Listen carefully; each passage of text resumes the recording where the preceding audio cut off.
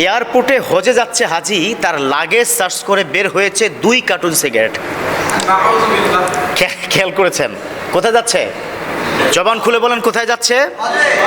হজে যাচ্ছে হাজি, কিন্তু তার লাগেজ থেকে বের হয়েছে 2 কার্টুন সিগারেট। সাথে কিন্তু কাঁঠালও ফ্রি আছে, আবার দেখলাম পেঁপেও আছে, এবং জোরদার মোটামুটি 2-3 বক্স। সব কিছু মিলে এগুলো যখন দেখলো, বাংলাদেশের ইতিহাসে প্রথম এই ঘটনাটা ঘটলো। যদিও ধরা পড়েছে হয়তো প্রথম, তার আগেও তো অনেক কিছু হয়েছে। আমার মূল উদ্দেশ্য এয়ারপোর্টে হাজি সাহেবের লাগেজের সিগারেট নয়। মূল উদ্দেশ্য হচ্ছে আপনি কোথায় যাচ্ছেন, আপনি কি কাজে যাচ্ছেন। যে হজে যাওয়ার ব্যাপারে বিশ্বনবী তিনি স্পষ্ট করে কি বলেছেন, মান আরাদা আইয়া হাজ্জা, যে ব্যক্তি ইচ্ছা পোষণ করলো হজে যাওয়ার, থুম্মাল হাজ্জা, এবং সে তারপর হজ করলো, কামা রজাআনিকা ওয়ালাদাতহু উম্মুহু, ও ব্যক্তি 40 দিন পর হজ করার পরে তার দেশে ফিরে আসলো, যেমন সদ্য প্রসূত নবজাতক সন্তান পৃথিবীতে যখন ভূমিষ্ঠ হয় সে যেমন নিষ্পাপ হয়ে যায়, ওই হাজি হজ করে আসার পর তেমন নিষ্পাপ হয়ে যায়। সুবহানাল্লাহ পড়েন। তাহলে আপনি যাচ্ছেন সিগারেট নিয়ে, নিষ্পাপ হবেন নাকি? আমি এরকম অনেক দেখেছি। আমি 2019 সালে দেখলাম উমরা টুমরা করার আগে মাশাআল্লাহ সে নামাজ কালাম সব ঠিকঠাক, আমাকে দিয়ে ইমামতি করাচ্ছে, হুজুর আপনি ইমামতি করেন।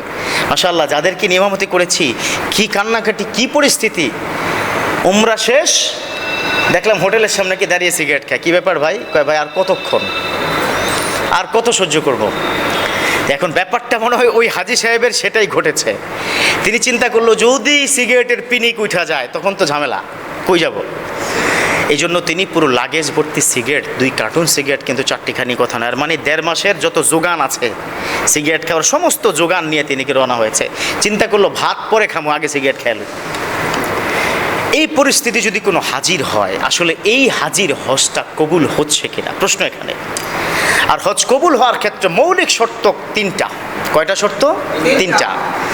1 নম্বর শর্ত হচ্ছে হালাল ইনকাম দিয়ে হজে যেতে হবে। সুদের টাকায় হজ হবে না, মানুষের প্রতি জুলুমের টাকায় হজ হবে না। আপনি যেই টাকা ব্যাংকে রেখেছেন, 5 লাখ টাকা ফুলে ফেপে 7 লাখ হয়েছে, ওই টাকা দিয়ে হজ হবে না। হুজুর 5 লাখ রাখছে, দোয়া করেন মাশাআল্লাহ, আল্লাহর রহমতে একটু বড় হয়েছে হুজুর, দোয়া করেন এবার হজে যাবো। মানে কি? আপনি মানে কয় টাকা লাগছে আপনাকে যেতে? হুজুর 7 লাখ টাকা লাগে। মাশাআল্লাহ, তাহলে 5 লাখ রাখলেন, 7 লাখ হইলো কেমন? হ্যাঁ, অঙ্ক বুঝেন না, এটা তো রাখছি ব্যাংকে। মানে কি খুশি সে, অঙ্ক বুঝেন না আপনি? হুজুররা আসলে কিছুই বুঝে না। আমি ব্যাংকে রাখবো টাকা, এটা বাড়বে না, এটা কি হইতে পারে নাকি?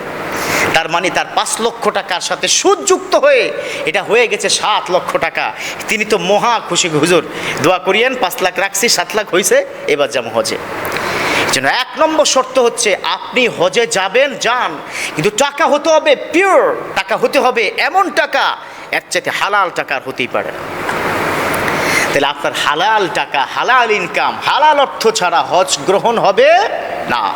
এই বাংলাদেশ থেকে প্রায় 1 লক্ষ হাজি এবছর যাচ্ছে, অথচ এই হাজিদের কয়জনের টাকা হালাল? একটা ছোট্ট ঘটনা শেয়ার করতে চাই। একজন আল্লাহওয়ালা ব্যক্তি হজ করার পরে যখন তিনি হোটেলে আসলেন, একটু তন্দ্রা আসলো, স্বপ্ন দেখলেন এবছর 25 লক্ষ হাজি হজ করেছে, কারো হজ কবুল হয় নাই, কিন্তু হজ কবুল হয়েছে বাংলাদেশের কোনো একজন ব্যক্তির, যিনি হজে আসে নাই। সুবহানাল্লাহ পড়লেন না? এবার তিনি চিন্তা করলেন ঘটনা কি হজে আসে না, তারপর হজ কবুল হয় কেমনে? খুঁজে খুঁজে ওই ব্যক্তির বাড়িতে আসলেন, জিজ্ঞাসা করলেন ঘটনা কি, আপনি তো হজ করেন নাই। বলল আপনার নাকি হজে যাওয়ার কথা ছিল। বলল হ্যাঁ হজে যাওয়ার কথা, আমি তো রেজিস্ট্রেশনও করেছি টাকা জমা দেওয়ার আগে।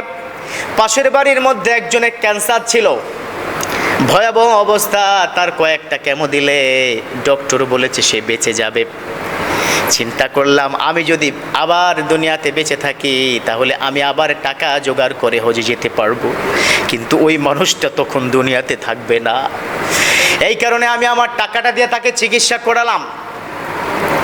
আল্লাহওয়ালা ব্যক্তি ওই ব্যক্তিকে জড়িয়ে ধরে বললেন, ও ভাই, আমি স্বপ্নে দেখেছি এই বছর 25 লক্ষ হাজি হজ করেছে, কারো হজ কবুল হয় নাই, কিন্তু তুমি হজে যাও নাই, তোমার হজটা কবুল হয়ে গেছে।